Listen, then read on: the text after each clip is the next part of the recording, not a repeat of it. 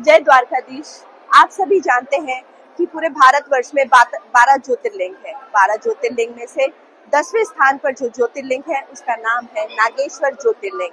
आप मेरे साथ देख सकते हैं, ये नागेश्वर ज्योतिर्लिंग है। यहाँ पर श्रद्धालु भक्तजन नागेश्वर भगवान की श्रद्धा भक्ति भाव से यहाँ पर आते हैं और नमन करते हैं।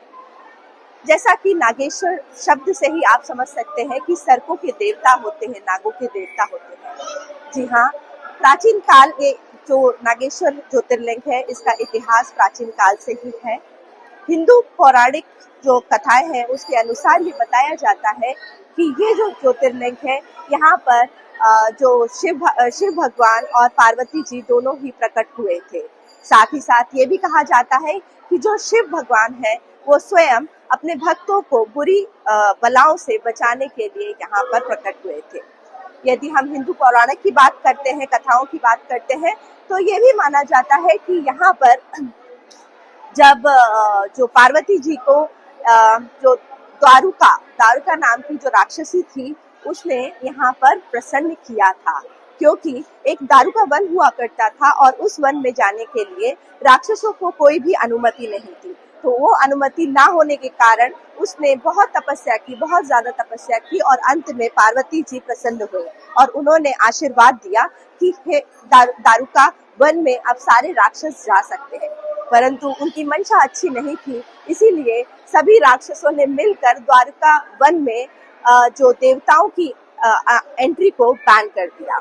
जब ऐसा हुआ कि सारे देवता वहां पर नहीं आ पा रहे थे और साथ ही साथ एक शिव भक्त भी थी जिसका नाम था सुप्रिया, उसको भी बहुत ज्यादा परेशान किया।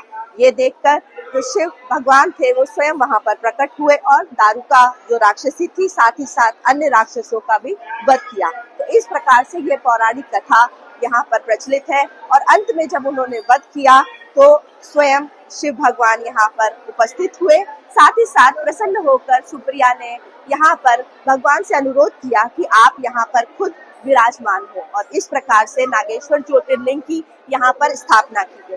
साथ ही साथ ये भी कहा जाता है कि यदि किसी की कुंडली में सर्प दोष है तो ये नागेश्वर मंदिर पर आकर जो धातु से बने हुए नाग नागिन के जोड़े को यहाँ पर समर्पित करें, जिससे कि उनके सर्प दोष भी नष्ट हो जाते हैं।